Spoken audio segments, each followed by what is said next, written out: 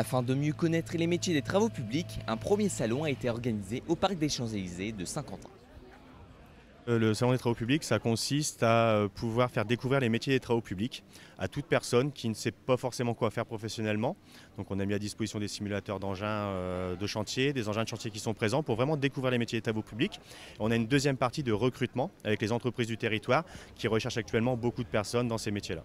Donc on a 9 entreprises présentes aujourd'hui et différents organismes de formation justement qui vont prochainement faire des formations dans les métiers des travaux publics. Les entreprises sont venues avec des offres d'emploi parce qu'aujourd'hui elles ont du mal à recruter et on a plusieurs gros chantiers qui vont démarrer, notamment le Canal Seine-Nord-Europe qui va générer beaucoup d'emplois sur le territoire saint-quentinois mais aussi de Péronne. Donc elles sont venues avec leurs offres d'emploi pour recruter en direct les personnes. Une augmentation des demandes de main-d'œuvre qui a eu lieu grâce à la croissance post-Covid et aux nombreux nouveaux chantiers sur les Hauts-de-France. Donc aujourd'hui, je trouve que les difficultés de recrutement dans les différents métiers, mais donc là aujourd'hui sur les travaux publics, c'est de trouver des personnes motivées et avec du savoir-être. Parce que se former, ça on a le temps de le faire en entreprise ou avec différents centres de formation. Mais le tout aujourd'hui, c'est d'être motivé et quand on veut, on peut. Pour trouver des personnes motivées et intéressées, des activités ont été mises en place, comme avec Donovan qui a essayé la conduite d'une mini-pelle. Bah, ça fait bizarre, c'est sûr, mais après on s'y habitue, on fait 2-3 tours, après on s'habitue. C'est pareil que la PlayStation, donc c'est bon. On n'est pas très perdu. Depuis le temps que je suis tout petit, j'aime bien tout ce qui est TP et tout, c'est tout le temps que je suis petit. Donc voilà. Et là, comme j'ai l'opportunité de venir ici, je suis venu direct. Essayer les engins de chantier en réel est une chose importante pour faciliter la découverte. En complément, 2 simulateurs ont été mis en place par la région Hauts-de-France.